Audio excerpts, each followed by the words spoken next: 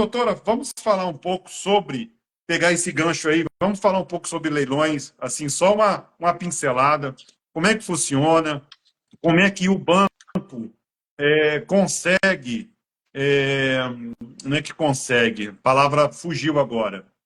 Como, Não, mas vou falar aqui, ó. vai, como que Existem duas conseguem formas. captar lá os imóveis que estão devendo há muito tempo e classifica aquilo ali como leilão? Como é que funciona Tá, como é que esse funciona? processo aí? Tá, como é que funciona? Os leilões são divididos em duas formas diferentes, tá? Eu posso arrematar imóveis que estão vindo através. Eu vou explicar de outra forma.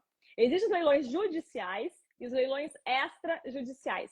Os leilões judiciais são aqueles leilões que são de origem de um processo, né? Então, teve um processo judicial e o juiz ordenou que aquele imóvel vai a leilão para pagar uma dívida, tá? Esses são leilões judiciais.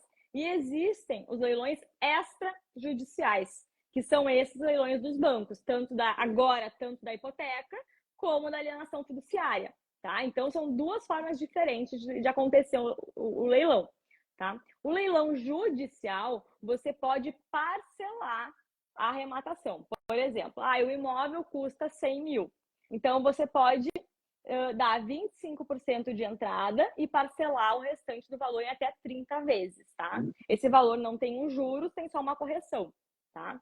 Agora, no leilão extrajudicial, que são os leilões dos bancos, né, da hipoteca, você pode financiar, muitas vezes, o imóvel. Então, você pode financiar como se estivesse comprando o imóvel de um particular e vai pegar um financiamento na Caixa, né? Você pode pagar à vista, mas você pode financiar. Quero financiar o imóvel em 30 anos. Se preencher os requisitos e o edital prevê essa possibilidade, você pode, né? São leilões diferentes em razão dessa forma de parcelamento, né? Mas os dois leilões têm benefícios, né? Eu, Júlia, gosto muito dos leilões judiciais. Por quê? Porque, na minha opinião, os imóveis são melhores, tá? Nos leilões extrajudiciais tem muito imóvel que acaba sendo Minha Casa Minha Vida. Então, dependendo do que a pessoa Entendi. quer, não se encaixa. Claro que os imóveis Minha Casa Minha Vida têm benefícios também. Por quê? Porque você acaba arrematando o imóvel por um valor muito baixo, né? Muito, muito baixo. E você consegue fazer uma reforma mais simples e colocá-la à venda, né? Então, tem benefícios nos dois lados, né? É uma questão Doutor, de ver o que a pessoa quer. no leilão eu tenho direito a arrematar quantos imóveis? Quantos você Existe isso? quiser. Não, quantos Sério? você quiser. No momento em que que você tem condições, né, de arrematar, se você tem condições financeiras de arrematar, você pode arrematar.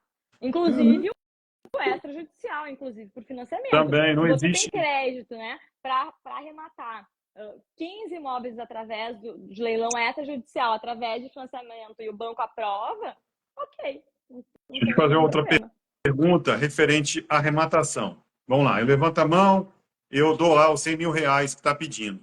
Daí para frente, como é que eu faço? É no mesmo dia que eu deposito os 100 mil reais, ou dou os 25%, vou no cartório? É no mesmo dia esse Quando processo todo aí, você doutora? quando você fizer a proposta, né, dar o lance, né, hoje em Da dia, lance. infelizmente, são poucos os leilões presenciais, a maioria é tudo online, né, por Online. mais que é legal participar daquelas cenas de filme, né, quem dá 100, levanta a plaquinha, mas praticamente não existe mais isso, né, é tudo online.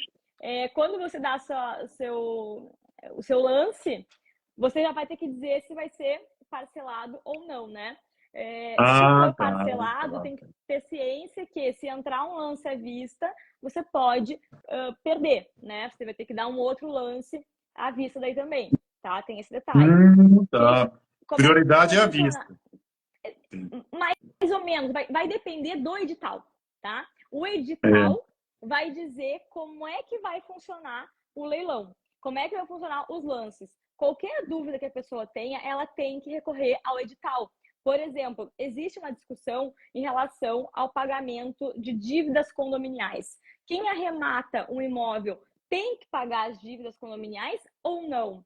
Olha, não deveria, né? Pela lei não deveria pagar, né? A dívida de condomínio não deveria ser paga.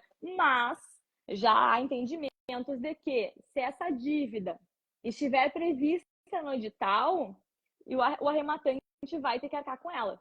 Então, o edital é a parte mais importante. O edital vai dizer as regras de É a como luz. vai funcionar aquele leilão. Entendi. Porque é sacanagem. Você tá lá todo feliz, pega um apartamento baratinho, 200 mil, e tá lá, condomínio atrasado, IPTU atrasado.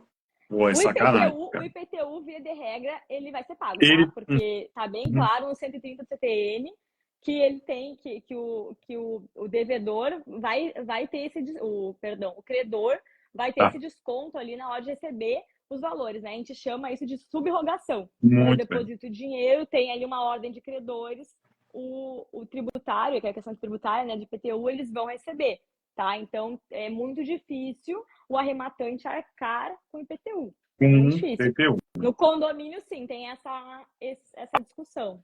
Além Então, do sempre condomínio, muito quais atento. são outros custos que ele pode pagar? Para não ter surpresa, Não, doutora.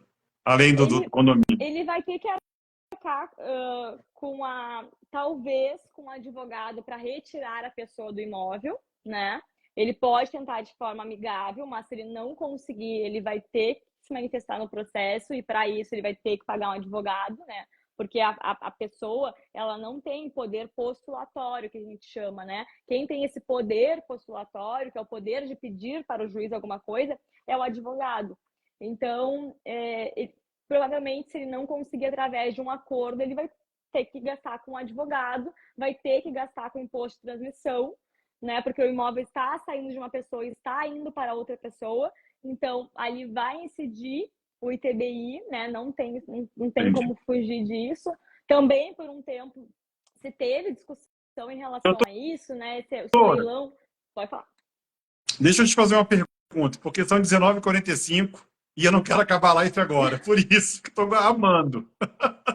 Aguenta a mão aí. Doutora, então tá, eu compro esse imóvel aí de 200 mil reais, remato, faço todo o processo, aí a doutora fala assim, ô Luiz, meu imóvel está alugado com outra pessoa. O imóvel que eu Não, rematei lá, paguei não tudo tem certinho. problema. Aí Não você tem fala, problema. Luiz, tem gente lá e tem criança, tem idoso lá, qual o prazo que eu Não, tenho para a o que doutora tirar esse pessoal lá desse imóvel o, aí? o que acontece? O fato de ter idoso dentro do imóvel, ter criança, não interfere, tá? A arrematação é arrematação, quem Bom, comprou tem direito a ingressar no imóvel. Inclusive, com a nova legislação, essa Lei 14.711 de 2023, agora, o que acontecia? Antigamente, por exemplo, arrematei o tá. imóvel, né? Arrematei o imóvel, mas o arrematante, isso eu quero dizer arrematações extrajudiciais, tá? Que essa lei é para extrajudicial. Arrematações extrajudiciais. Arrematei imóvel e o proprietário, o antigo proprietário, né, ingressou com uma ação porque ele quer discutir o pagamento das parcelas, porque está dizendo que está errado, que o banco está cobrando de forma errada, está equivocado. E aí eu quero discutir isso, né? Quero discutir, e enquanto eu discutir, eu não quero que ninguém entre no meu imóvel, porque, né, vai que eu consiga reverter, vai que esteja errado. Com essa lei, não existe mais isso. Você até pode discutir, mas quem arrematar o imóvel tem direito a entrar no bem, né? Então, você quer discutir? Pode discutir, mas vai gerar só perdas e danos. Você vai pedir um valor ali e deu. Não pode mais ficar no imóvel, né? Quem arrematou tem direito a ingressar no bem. Caramba, Então, a lei ela veio para facilitar, ajudar quem está para arrematando, para ajudar, né? ajudar os bancos, porque às vezes o fato de existir uma ação em andamento pode fazer com que pessoas não queiram arrematar o bem e o banco fica prejudicado, né? Então, essa lei veio aí também para auxiliar isso, né?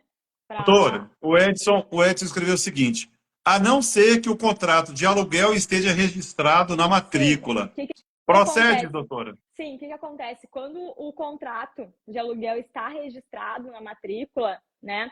O que é bem difícil de acontecer, né? Assim como a Edson está dizendo ali, por que é difícil de acontecer? Porque é caro, né? É caro você levar um imóvel a registro. um imóvel não, perdão, um contrato de locação a registro. É caro. Normalmente quem faz são grandes empresas. Por exemplo, o Supermercado Nacional, acho que deve ter aí também, não sei, mas o Supermercado Nacional, ele aqui em Porto Alegre, ele levou os contratos de locação dele a registro, né? Então, o que acontece? Se você arrematar o imóvel onde está ali sendo alugado para o Nacional, você vai ter que esperar o cumprimento do contrato de locação, o tempo Bom de saber, locação. né? Bom saber. Resumindo, então dá para ganhar dinheiro com leilão, né, Dá, doutora? Resumindo, dá, não dá? Eu estou vendo aqui, dá para estou comprar, viajando com as dá para suas ganhar dinheiro com informações. leilão, dá para ganhar dinheiro comprando imóvel em inventário, também é uma opção. Às vezes até, dependendo da situação, é melhor do que um leilão. Dá para comprar, dá para ganhar dinheiro fazendo negociação por fora e suspendendo leilões. Dá para, tem de tudo. Tem de tudo. Teve um imóvel que a gente fez isso, né? Que legal. A gente queria pegar um imóvel e o imóvel já estava em leilão, né? Já tinha ata pública marcada, o lance, já tinha lance registrado ali, já tinha lance, era 480 ou 490 mil, que era uma empresa de São Paulo que estava querendo comprar esse imóvel em Porto Alegre, e eu tinha um cliente que queria esse imóvel. E eu falei, ok, vamos ver o que podemos fazer. Era um leilão judicial, né? Mas ele queria o imóvel, mas ele não tinha os 490 mil. Porque você tem que pagar 490 mil, que é o lance, mais o leiloeiro, né? Que vai ganhar de 5% a 10%, mais o ITBI, né? E tinha ali mais uma discussão em relação ao condomínio. Porque o arrematante, nesse caso, teria que arcar com o condomínio. Então, ele não tinha o dinheiro para tudo isso, né? Então, o que a gente fez? A gente estudou, analisamos toda a vida do devedor. Nesse caso, era uma hipoteca. Essa hipoteca aí que levou 10 anos para ser executada, mas estava já na fase final, que é levar o imóvel a leilão, né? Então, conversamos com o banco. E o que a gente fez? A gente fez um acordo com quem estava devendo e com o banco. A gente fez a proposta para o banco, que era dar 210 mil para o banco, e a gente, então, a gente assumiria, eles iriam dar quitação a essa dívida, e os devedores também assinaram dizendo que estavam aceitando esse acordo e que iriam sair do imóvel, que iriam passar a propriedade para o meu cliente, etc.